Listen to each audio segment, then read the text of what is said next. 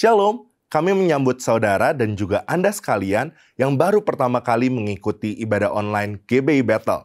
Kami berdoa agar Anda di dalam keadaan yang sehat dan juga dalam lindungan Tuhan.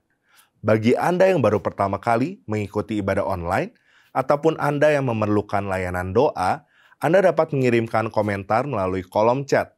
Sebelum kita memulai ibadah ini, mari kita bersatu di dalam doa.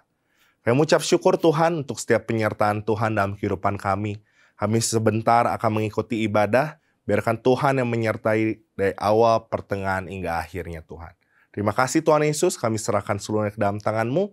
Di dalam nama Tuhan Yesus kami telah berdoa dan mengucap syukur. Amin. Terima hormat kami Tuhan.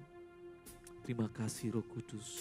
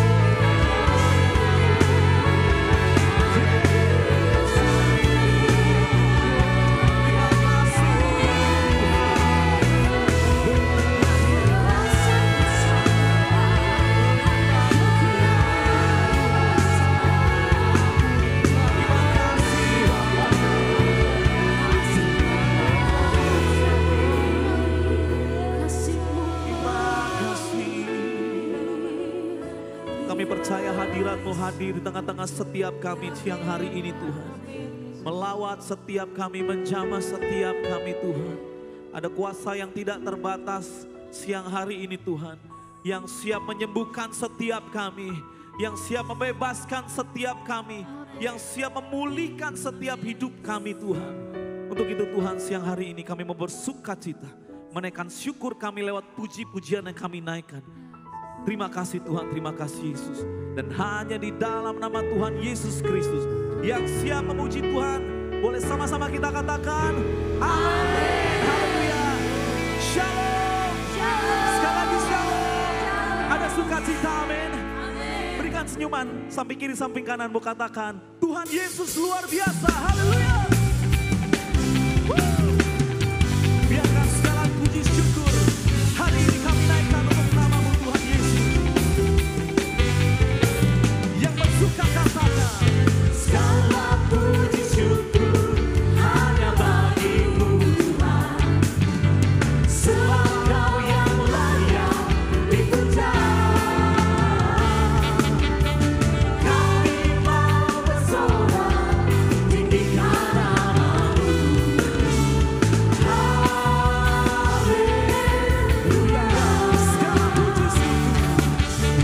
Segala puji syukur hanya bagi-Mu Tuhan. Sebab Kau yang layak dipuja. Kami mau bersorak tinggikan nama-Mu. Mari angkat tanganmu, katakan soraklah, haleluya, soraklah, haleluya, haleluya, soraklah, haleluya, soraklah, haleluya, haleluya.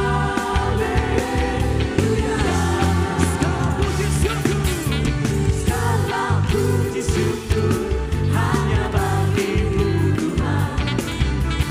Sebab Kau yang layak dipuja. Kami mau bersorak siang hari ini Tuhan. Kami mau bersorak tinggikan nama-Mu. Haleluya.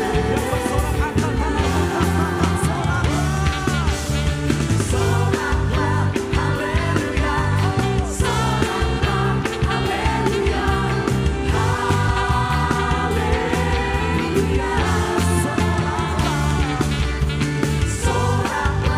haleluya, soraklah, haleluya, haleluya. Saya mau mendengar suara jemaat yang berdua dengan keras katakan haleluya, soraklah, haleluya, haleluya. Lebih keras bersama katakan soraklah, haleluya, soraklah, haleluya,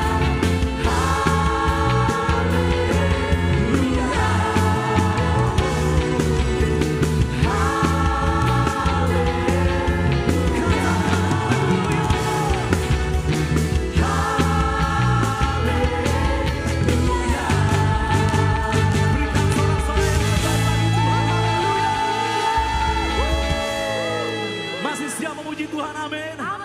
Seberapa banyak yang percaya Tuhan kita Tuhan yang dahsyat, boleh lambaikan tangan. Berikan tepuk tangan yang terbaik bagi Tuhan. Haleluya. Kau terbesar dan mulia, ajaib semua perbuatanmu. Katakan kau terbesar dan mulia. Biarlah semua memuji-Mu. Berikan tepuk tangan terbaik bagi Tuhan kita yang dahsyat.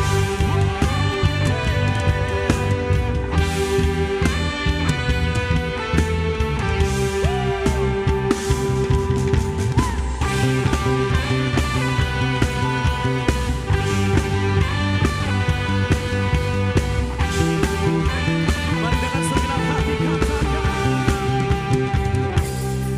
Segenap hati aku memuji, segenap jiwa aku bernyanyi, karena Roh-Mu ada dalamku, Tuhan. Mari angkat tanganmu. Ku angkat tanganku memuji, ku angkat suara dan bernyanyi, karena Roh-Mu ada dalamku, Tuhan. Mari menari memuji, ungkapkan sukacita di Yang bersukacita, mari katakan. Kau besar dan mulia, ajaib semua perbuatanmu. Kau besar dan mulia, biarlah semua memujimu. Memuji namamu Yesus.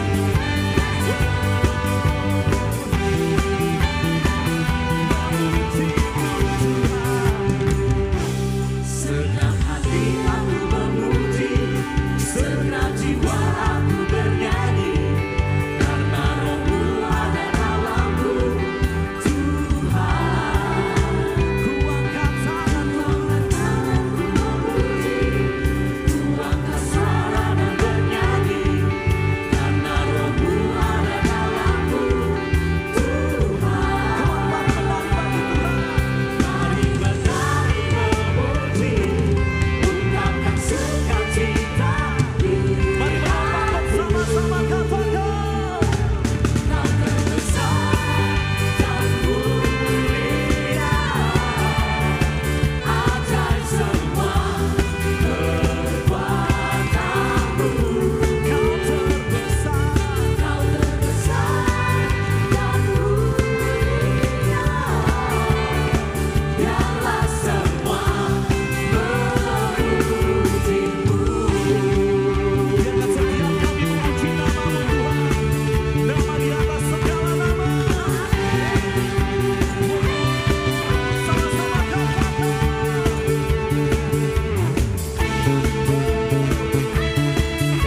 Mari angkat tangan. Kau terbesar dan mulia, ajaib semua perbuatanmu. Kau terbesar. Kau terbesar dan mulia, biarlah semua memuji. Mari sama-sama katakan. Kau terbesar. Kau terbesar dan mulia, ajaib semua perbuatanmu. Kau terbesar dan mulia, biarlah semua memujimu. Biarlah semua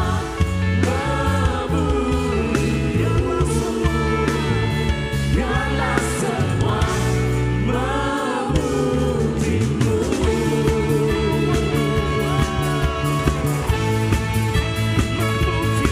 sorak-sorai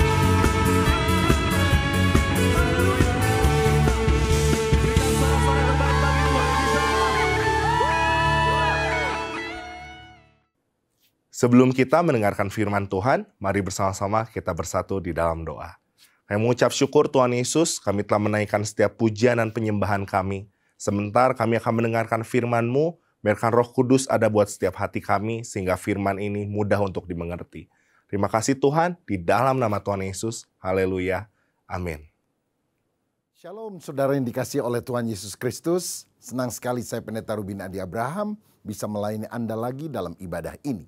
Hari ini saya akan menyampaikan firman dengan judul Mengatasi Stres. Dalam Mazmur 42 ayat 2-6, firman Tuhan berkata demikian. Seperti rusa yang merindukan sungai yang berair, demikianlah jiwaku merindukan Engkau ya Allah. Jiwaku haus kepada Allah yang hidup.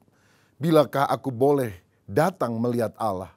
Air mataku menjadi makananku siang dan malam, Karena sepanjang hari orang berkata kepadaku, di mana Allahmu? Inilah yang hendak ku ingat sementara jiwaku gundah gulana. Bagaimana aku berjalan maju dalam kepadatan manusia, mendahului mereka melangkah ke rumah Allah dengan suara sorak-sorai dan nyanyian syukur dalam keramaian orang-orang yang mengadakan perayaan. Mengapa engkau tertekan, hai jiwaku, dan gelisah di dalam diriku? Berharaplah kepada Allah, sebab aku akan bersyukur lagi kepadanya, penolongku dan Allahku.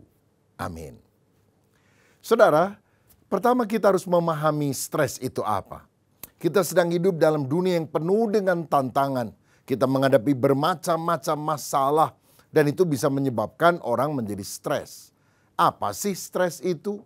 Stres adalah tekanan fisik dan mental yang dirasakan karena kita harus menyesuaikan diri terhadap suatu keadaan atau menyesuaikan diri terhadap suatu perubahan. Misalnya, kalau saudara pindah rumah, ketemu dengan tetangga-tetangga baru, itu bisa menimbulkan rasa stres. Karena kita juga berpikir apakah kita akan betah di sana atau tidak. Apalagi pindah keluar kota, keluar negeri, tingkatan stresnya mungkin lebih tinggi. Saudara memiliki pekerjaan yang baru, ketemu dengan teman-teman sekantor yang sama sekali berbeda dengan pekerjaan yang lama. Ini juga bisa menimbulkan stres. Apakah saya bisa cocok dengan orang itu atau tidak? Nah, tetapi stres itu ada dua macam. Ada stres yang positif, eustress namanya. Tetapi kebanyakan orang bermasalah karena stres yang negatif, yaitu distress. Saya ambil contoh ya, stres yang positif. Kalau saudara diwawancara untuk diterima dalam sebuah pekerjaan, pasti kan ada stresnya. Tetapi kalau saudara menghadapinya dengan baik, apalagi kalau diterima dalam pekerjaan itu, wah syukur. Atau contoh yang lain, saudara memberi kesaksian di depan umum. Wah, itu akan membuat kita stres. Suara kita mulai terbata-bata, kita mulai blank. Apalagi kalau saudara harus menyampaikan renungan ataukah firman Tuhan. Ya dengar orang khotbah gampang, ngeritik orang khotbah lebih gampang. Coba saudara yang khotbah, itu bisa stres sendiri. Nah saudara-saudara, tetapi ini adalah stres yang baik. Dalam arti itu akan mengembangkan kemampuan kita. Tetapi kalau stres yang buruk itu disebabkan karena banyak hal. Misalnya pekerjaan yang bertumpuk-tumpuk. Uang kita yang kurang. Kesehatan makin lama makin menurun. Itu bisa menyebabkan distress dalam kehidupan kita. Nah, apa yang akan menjadi efek negatif daripada stres itu? Yang pertama, stres akan mempengaruhi kita secara fisik. Tubuh jadi lemah, sakit-sakitan, insomnia, nggak bisa tidur, gelisah saudara. Bahkan bisa sakit beneran. Saya ingat satu kali ada seorang yang datang kepada dokter, dia bilang, dokter bisa kasih resep nggak buat saya? Saya ini susah tidur. Dokter bilang, oke bisa saya kasih resep, tapi cara alami dulu deh ya. Kamu kalau malam tidur, caranya gini. Kamu ngomong di dalam hati 1 sampai 10, pikiran kamu pusatkan pada satu titik. Jadi kalau kamu mau bicara lambat, 1, 2, 3, 4, 5. Maka saya yakin pada hitungan ke-7, 8 atau sebelum 10 kamu sudah tidur. Oke, saya coba dulu dokter ya. Saudara minggu depan dia datang lagi, saya udah coba dokter. Kelihatannya cukup berhasil. Begitu saya ngomong 1 sampai 5 udah ngantuk, 6 sangat ngantuk, 7 ngantuk banget. Tapi begitu 8 bangun lagi, seger lagi. Saya ulangi sampai 7 udah sangat ngantuk, 8 bangkit lagi. Loh, dokternya sekarang bingung. Lah kamu ini pekerjaannya apa? Oh, saya petinju dokter. Oh, pantesan. Soalnya kalau petinju begitu 8 nggak bangun, maka dinyatakan KO, saudara sekalian. Nah, ini adalah orang yang rupanya mengalami stres juga. Dan yang berikutnya secara mental, orang yang stres itu seringkali kurang sabar, marah-marah, ngamuk begitu. Gampang tersinggung, peka sekali. Biasanya sih orangnya ramah, baik, Tapi karena stres itu, jadi sensitif, ya. Gampang sekali gelisah di dalam hatinya. Dan seringkali lupa, aduh tadi saya udah minum vitamin belum ya? Minum obat atau belum ya? Lihat kacamata saya enggak? Padahal kacamatanya lagi dipakai, terus ditaruh di dekat kepalanya. Sampai ada orang bilang, sudah makan belum ya saya ini? Rasanya belum makan. Istrinya mengingat, tadi kan baru makan, baru diberesin. Karena stres, saudara. Dan yang berikutnya adalah stres juga bisa mengakibatkan efek negatif secara rohani. Orang yang stres, banyak masalah, kadang-kadang malas bersaat teduh. Doa, baca firman, tidak menarik lagi. Kadang-kadang maunya tidur, malas kerja, malas ibadah, malas melayani. Rasanya sudah tidak ada gairah, tidak lagi on fire, berkobar-kobar. Karena tekanan demi tekanan yang sering kali datang dalam kehidupan. Dan saya tidak tahu kondisi saudara seperti apa. Apakah saudara merasa ciri-ciri itu ada dalam hidupmu? Kita akan lihat sekarang penyebab stres. Apa sih yang bikin orang termasuk saudara bisa stres? Pertama, stres bisa terjadi karena adanya masalah dengan Tuhan. Kalau relasi kita dengan Tuhan tidak baik, kita tertekan. Daud pernah berkata ketika dia berdosa, berzina dengan istri Uria, lalu dia tutupi semuanya dengan siasatnya. Dia bilang, selama aku berdiam diri, aku tertekan, tulang-tulangku terasa kering. Tapi kemudian dia bilang, dosaku ku beritahukan kepadamu, dan engkau mengampuni aku. Berbahagialah orang yang pelanggarannya ditutup oleh Tuhan. Saudara, ketika pengampunan itu datang, lega. Tapi sebelumnya kegelisahan ada dalam kehidupan. Saudara, kalau relasi kita dengan Tuhan itu tidak baik, kita gampang stres. Walaupun mungkin orang kaya, terkenal, ternama. Tapi kalau nggak ada hubungan dengan Tuhan, kosong batinnya. Saudara lihat, banyak artis Korea Selatan masih muda-muda, umur 20-an, 30-an lah. Cantik, tampan, kaya. Followernya di Instagram, di Facebook, atau di sosial media yang lain sangat banyak. Tapi mati bunuh diri, karena apa? Kehampaan di dalam dirinya. Saya ingat sekian abad yang lampau ada seorang pemimpin Yunani yang terkenal, Alexander the Great. Pada usia 33 tahun dia menaklukkan seluruh daratan Eropa. Dan tidak ada orang berani melawan dia. Tapi dia sakit. Kemudian menjelang ajal dia berkata kepada orang yang menjaga dia, kalau aku mati, biar kau lubangi peti matiku, julurkan tanganku keluar dan tulis di batu nisanku. Aku lahir dengan tangan yang kosong dan aku pulang dengan tangan yang kosong. Kenapa begitu? Karena tanpa Tuhan di dalam hidup kita, hati kita hampa, hati kita merana. Saudara, karena itu isilah batinmu dengan relasi yang baik dengan Tuhan. Hatimu tidak bisa dipenuhkan dengan sukacita kalau hanya diisi dengan benda-benda duniawi. Uang yang banyak, rumah yang gede, mobil yang bagus, liburan ke mancanegara. Izinkan Tuhan menjadi pribadi yang terpenting dalam hidup saudara. Yang kedua, stres juga bisa disebabkan karena ada masalah dengan orang lain. Suami istri berantem, ya, atau anak berantem sama orang tua, berantem sama mertua. Ya jelas bisa stres, aduh rasanya sumpah, tertekan. Karena itu kita penting sekali menjalin hubungan yang baik dengan orang lain. Punya soft skill, human relation yang baik. Ada seorang bernama Dale Carnegie pernah berkata bahwa sukses itu 15% ditentukan oleh kemampuan teknis, oleh IQ. Tetapi 85% keberhasilan seseorang ditentukan dari kemampuannya menjalin hubungan dengan orang lain. Kalau kita punya banyak relasi, maka kesuksesan akan terjadi. Dan kita juga akan bahagia. Ingat rumus ini, 1 musuh terlalu banyak, 1000 teman terlalu sedikit. 1 musuh bisa membuat saudara makan tidak enak, tidur tidak nyenyak. Lagi makan tidak bisa tidur, lagi tidur tidak bisa makan. Ya memang benar seperti itu kan. Nah karena itu mari kita belajar hidup rukun, berdamai. Terutama di dalam keluarga kita. Ibu Teresa dari Kalkuta, India, seorang wanita saleh yang melayani banyak orang-orang miskin, pernah ditanya oleh seseorang, "Ibu, bagaimana caranya kita mewujudkan perdamaian dunia?" Dia bilang, "Pulang ke rumahmu, kasihi keluargamu, maka dunia akan berdamai." Karena memang saudara sekalian, keributan di dalam skala yang lebih luas itu dimulai dari keributan di dalam keluarga.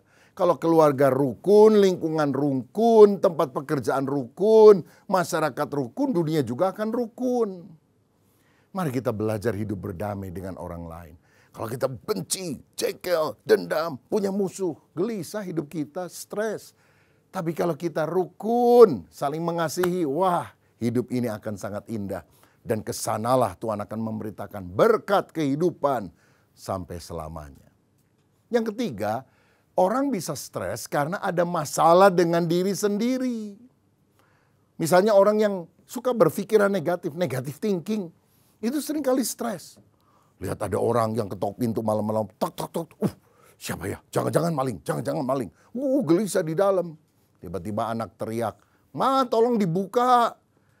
Itu saya tadi pesan melalui online, pizza." Oh, yang nganter makanan toh.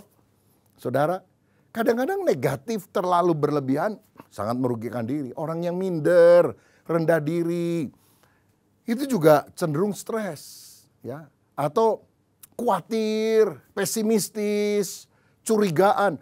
Orang ngobrol-ngobrol di sudut ruangan waktu kita lewat, wah, jangan-jangan jelek-jelekin saya.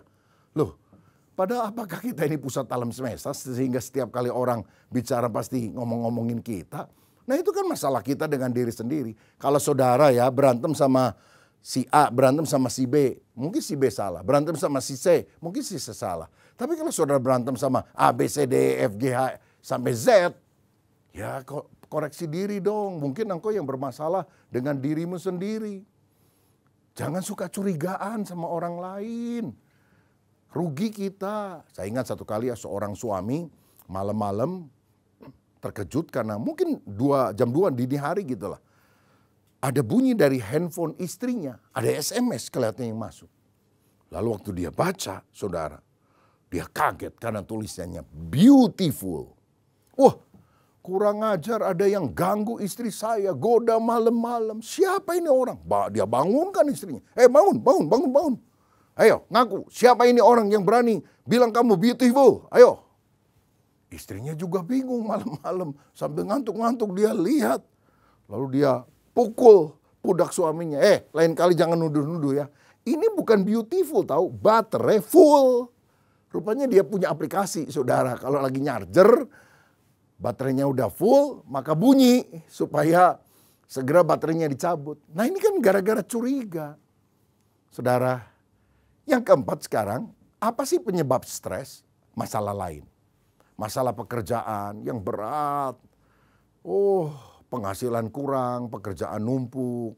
Masalah keuangan, mesti bayar listrik, bayar tempat tinggal, bayar uang sekolah anak. Tetapi pemasukan sangat terbatas. Bisa stres. Deadline waktu, kerjaan numpuk. Besok harus selesai. Waduh, sekarang masih banyak yang harus dikerjakan. Stres, sakit perut, saudara. Mahasiswa juga sama. Waduh, ada paper yang harus dikerjakan, belum selesai. Waduh, bisa stres. Tapi saya lihat ya masalahnya kalau mahasiswa itu. Biasanya banyak mahasiswa itu sistemnya SKS, sistem kebut semalam. Jadi kalau kita kasih tugas kepada mahasiswa, 3 bulan selesainya malam terakhir. 2 bulan malam terakhir juga dia bikin. 2 minggu malam terakhir juga dia bikin. Nah, makanya saya kalau kasih tugas sama mahasiswa teologi ya, udah nggak lagi 3 bulan ya. Udah 2 minggu aja, sama aja mau 3 bulan 2 minggu dikerjakannya hari-hari terakhir. Saudara-saudara, jadi orang bisa stres karena deadline, karena masalah waktu. Juga karena masalah lingkungan. Ya di tetangga kita ada anjingnya, herder 4. Menggonggong aja pagi, siang, sore, malam. Kadang-kadang kesel juga ini. Saudara-saudara, jadi stres bisa disebabkan karena banyak hal. Nah, ada orang namanya Holmes dan Rehi membuat skala stres yang saya pikir perlu juga diperhatikan. Dari penelitiannya, dia kasih angka. kematian suami atau istri itu angkanya 100 untuk tingkat stresnya. Perceraian, angka stresnya 73. Kematian keluarga dekat, misalnya orang tua, adik atau kakak, itu 63. Sakit 53. Menikah itu 50. Berhenti bekerja 40. Liburan 41. Hamil 40. Hutang 30 dan seterusnya. Jadi gini, seandainya saudara tahu angka-angka ini, orang yang nilainya 300 itu bisa mengalami goncangan kejiwaan.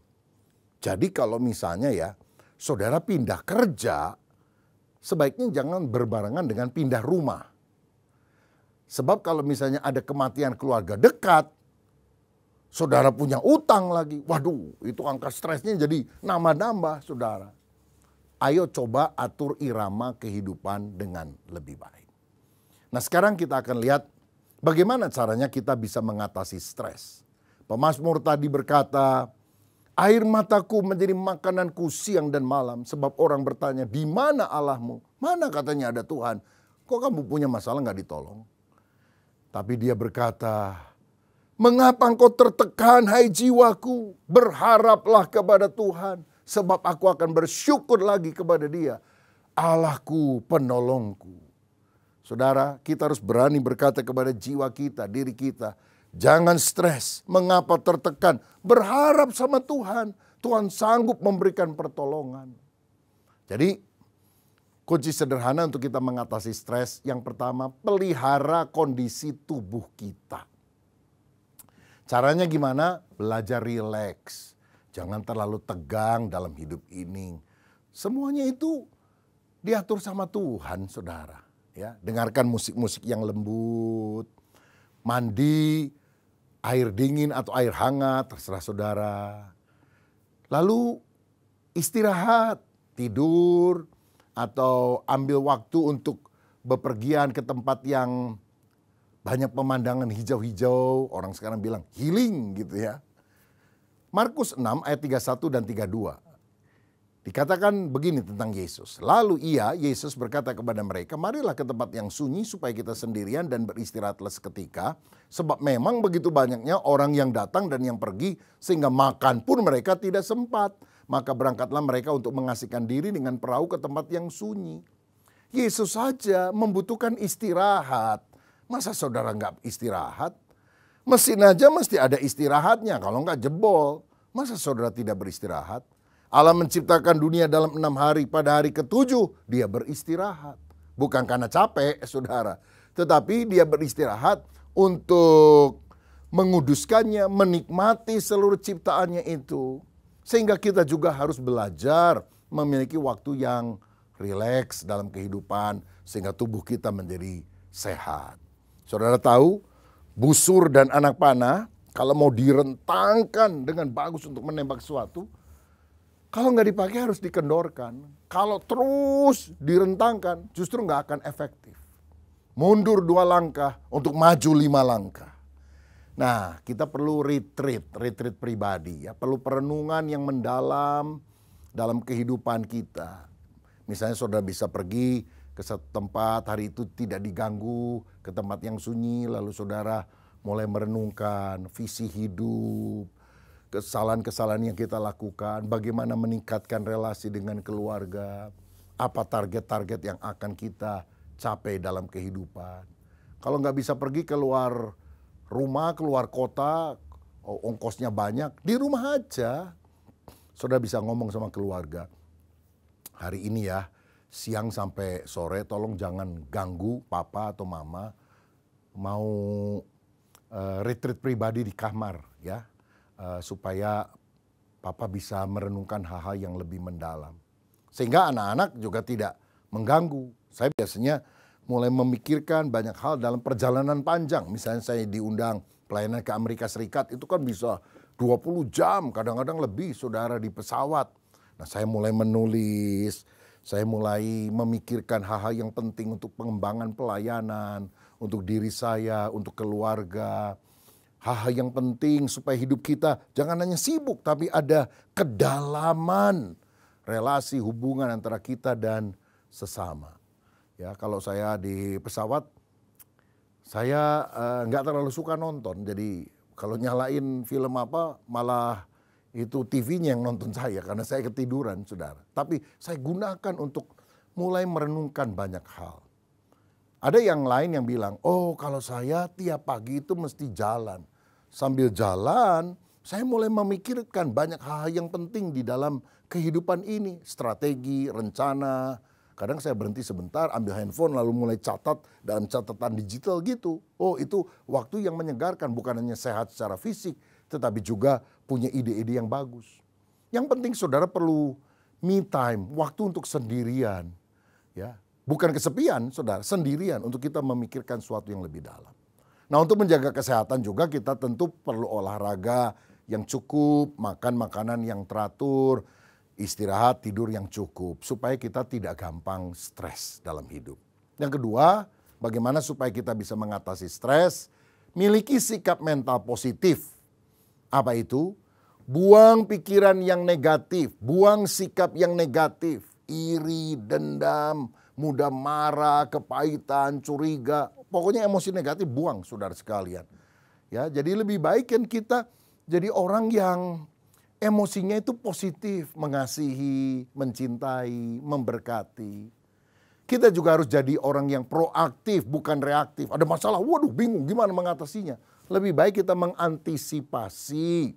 Lebih baik kita memikirkan lebih dahulu sebelum masalah muncul. Dan terutama miliki pikiran yang alkitabiah. Salah satu ayat favorit kesukaan saya adalah Roma 8 ayat 28 yang berkata, kita tahu sekarang bahwa Allah turut bekerja dalam segala sesuatu untuk mendatangkan kebaikan bagi setiap orang yang mengasihi Dia, yaitu bagi setiap orang yang terpanggil sesuai dengan rencana Allah. Allah bekerja untuk mendatangkan kebaikan. Kebaikan yang dimaksud terutama adalah menurut ayat 29, supaya karakter kita makin mirip seperti Tuhan Yesus Kristus. Jadi gini, saudara bilang, istri saya cerewet banget sih, kenapa sih? Tunggu dulu, Dia Allah Tuhan untuk mengasah hidup saudara. Supaya saudara lebih sabar, lebih murah hati, lebih mengerti orang, gak egois bagi diri kita sendiri. Itu kan pola pikir yang alkitabiah. Saya ingat satu kali ada tanah di belakang gereja yang nempel gitu, yang mau dijual. Wah, saya udah siap mau beli. Ternyata dijual sama orang lain, padahal udah hampir deal, saudara. Aduh, nyesel. Padahal harganya juga nggak terlalu jauh. Dan sudah dijanjikan, oke ya, nanti saya akan segera kasih kabar. Waduh, saudara. Saya agak jengkel juga, istri saya bilang, sudahlah kalau bukan miliknya, ya udah mungkin milik orang lain. Saya bilang, iya saya juga tahu, tapi kesel juga ini. Bulan depannya ada orang yang jual di samping depan gereja, nempel saudara. Yang akhirnya kami beli yang itu. Jadi Tuhan batalkan yang belakang, karena uangnya itu akan dialokasikan untuk yang depan. Lah kita kan nggak tahu, Tuhan itu lebih tahu, miliki pikiran yang alkitabiah. Allah turut bekerja di dalam segala perkara untuk mendatangkan kebaikan bagi setiap orang yang mengasihi Dia. Kalau saudara misalnya anak muda diputusin, pegatin ya hubungan relasi kita sama pacar kita. Jangan mau bunuh diri, waduh rasanya hidup sudah nggak ada artinya lagi. Tuhan begitu mencintai saudara sehingga Dia izinkan kegagalan itu terjadi karena Tuhan beberapa tahun yang akan datang akan mempersiapkan seorang jodoh yang jauh lebih baik, lebih tepat untuk saudara. Nggak apa-apa saudara nangis sekarang daripada udah kawin nangis. Nangisnya sekarang, tapi akhirnya engkau akan bilang, aduh aku bersyukur untung saya nggak kawin sama orang itu. Celaka kalau saya kawin sama dia. Nah ini kan Tuhan bekerja mendatangkan kebaikan. Saudara miliki mentalitas yang sehat. Bahkan ketika kegagalan terjadi, putus pacar dan sebagainya. Belajar juga menyukai humor-humor sehat. Ya, hidup ini sudah banyak tantangannya, jangan dibikin susah. Alkitab bilang hati yang gembira adalah obat yang manjur.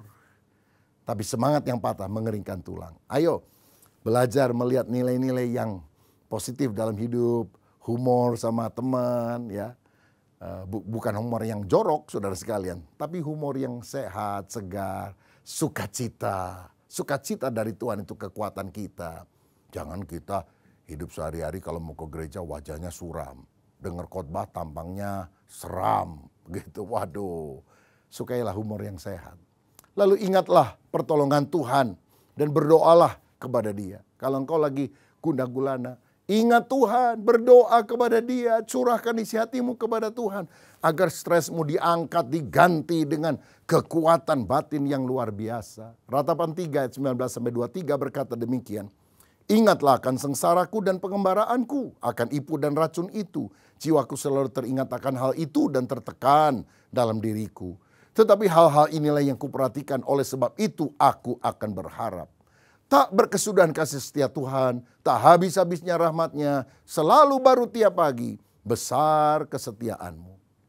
Saudara mau jadi orang yang paling malang di dunia? Pikirkan masalahmu sendiri, pikirkan dirimu sendiri. Ketika engkau memikirkan masalahmu, seperti Yeremia, dia bilang, aku tertekan, aku bagikan orang yang minum racun maut yang mematikan. Tetapi, berarti kebalikannya, ini yang ku lakukan, maka pengharapanku muncul. Kenapa dari stres, tertekan, karena ingat masalahnya, sekarang bisa berpengharapan. Karena dia lihat, tak berkesudahan kasih setia Tuhan, tak habis-habisnya rahmat-Nya, selalu baru setiap pagi. Apapun tantanganmu, tidurlah dengan rileks malam. Udah serahin sama Tuhan. Tuhan masih bisa bekerja waktu saudara tidur. Besok ada berkat baru yang Tuhan berikan. Selagi kita bangun pagi, ada matahari, ada berkat baru yang Tuhan berikan. Kesusahan sehari cukup untuk sehari. Jangan dipikirin terus. Ingat Tuhan beserta dengan kita. Dan yang terakhir, mulai perhatikan dan layani orang lain. Jangan hanya memikirkan diri sendiri dengan masalahnya. Sebab kalau kita melihat dan memikirkan masalah orang lain, kita baru sadar, aduh, orang lain ternyata masalahnya lebih besar daripada saya. Seperti ada ungkapan berkata, saya menangis karena saya tidak punya sepatu. Sampai saya keluar ke jalan. Dan saya masih bisa melihat ada orang yang tetap tertawa, tersenyum, walaupun dia sudah tidak punya kaki. Masalah orang lain kadang-kadang lebih berat, tapi dia bisa mengatasinya. Masa saudara stres terus? Saya ingat sekian tahun yang lalu ada seorang rekan pelayan Tuhan di gereja datang ke rumah, dia bilang, aduh saya banyak masalah, saya mau cuti ini dari pelayanan, mundur dulu dah dari pelayanan. Saya bilang, tunggu dulu, saya ini udah janji mau doain orang sakit. Gini ya deh, kamu bawa kendaraan nggak? Gimana kalau saya ikut kendaraan kamu, kita kunjungi ya? Karena dia pelayan Tuhan juga saudara. Kita kunjungi, nanti setelah saya doakan, nah kita bisa pulang ngobrol lebih panjang. Ya udah, saya juga pas nggak ada acara. Saya kunjungi rumah yang pertama, saya teguhkan jemaat yang sedang punya problem. Teman saya diem aja, saudara sekalian. Ya, tapi setelah selesai doa, tuan rumah tanya, gimana Pak kabarnya? Ya begitulah, masalah sih banyak ya, tapi ya kita harus berharap sama Tuhan lah. Ya jawaban standar begitu saudara. Lalu orang itu anggota keluarganya bilang, Pak, sebelah rumah kita ini ada 2 keluarga yang deket ya rumahnya. Lagi sakit dua-duanya. Gimana kalau dikunjungi Pak? Oke. Jadi kita jalan kaki karena rumahnya deket saudara sekalian. Rumah kedua saya kunjungi. Lalu kemudian saya doakan. Lalu orang itu tanya sama teman saya pelayan Tuhan ini, gimana? Pak ya, kita ini memang bisa punya masalah. Tapi jangan nyerah, setan itu kurang ajar. Ingin membuat kita down, kita harus bangkit. Kita harus perhatikan kemurahan Tuhan. Pasti Tuhan akan memberikan kemenangan bagi kita. Saya jadi bingung juga, kok dia yang kasih nasihat begitu. Rumah ketiga saya hampir gak dikasih kesempatan ngomong. Ini teman saya bersaksi, wah cerita menguatkan. Dan setelah selesai, silakan Pak Pendeta berdoa. Jadi saya tugasnya berdoa aja. Waktu di kendaraan saya tanya, gimana? Masih mau lanjut? Ngobrol lagi soal rencana cuti pelayanan? Oh tidak usah, tidak usah. Saya gak jadi deh cuti pelayanan. Loh kenapa? Saya sudah kuat. Loh kenapa dia tadinya lemah? Mikirin diri sendiri, masalahnya sendiri. Kenapa sekarang dia kuat?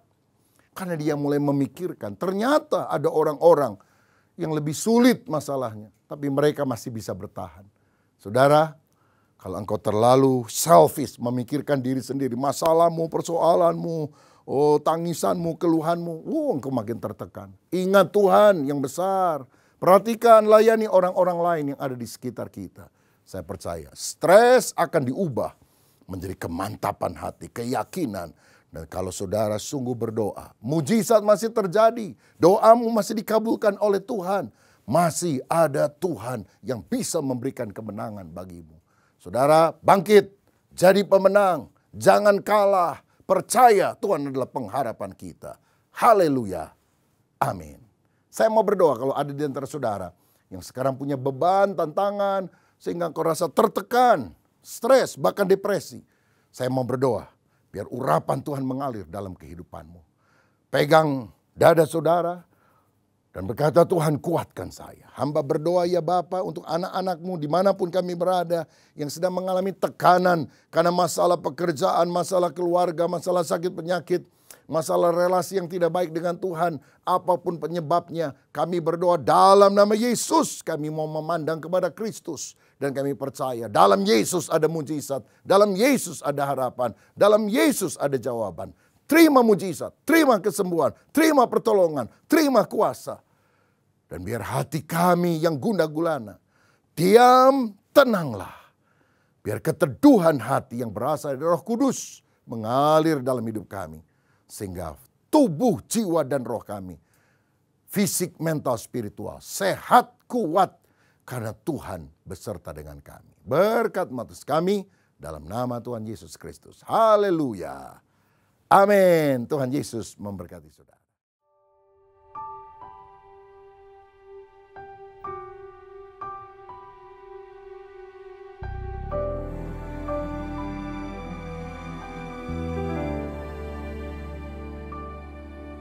Engkau ada bersamaku di setiap musim hidupku. Tak pernah kau biarkan ku sendiri.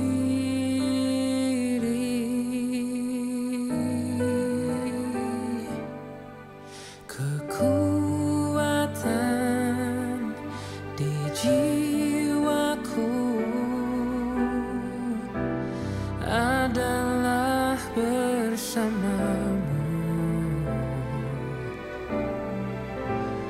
Tak pernah ku ragukan kasih-Mu.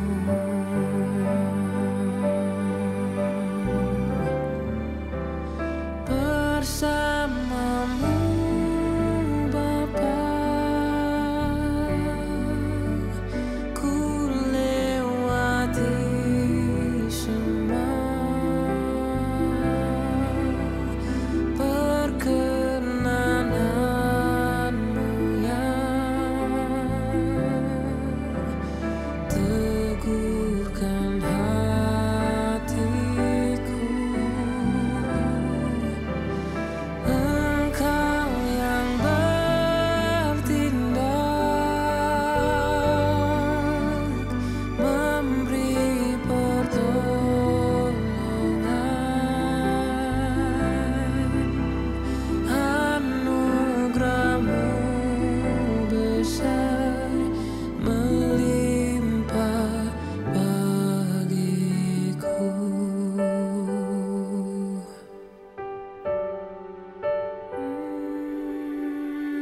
Engkau ada bersamaku di setiap musim hidupku. Tak pernah kau biarkan ku sendiri.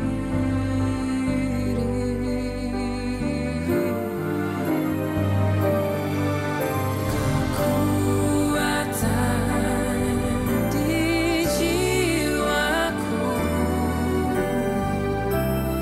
adalah bersamamu. Tak pernah ku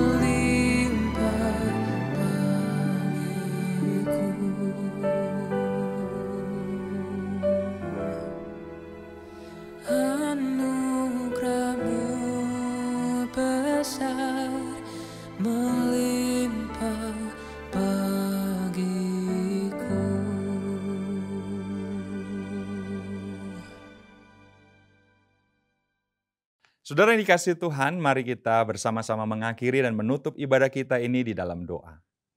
Bapa Surgawi, kami menaikkan syukur karena pertolongan Tuhan, urapan Tuhan, jamahan-Mu kepada setiap kami pribadi lepas pribadi. Sepanjang kami mengikuti ibadah ini, meteraikanlah seluruh berkat-Mu dalam hidup kami ya Tuhan. Dan kami percaya kami menjadi orang-orang yang melaksanakan kebenaran firman-Mu karena kuasa Roh Kudus-Mu yang bekerja.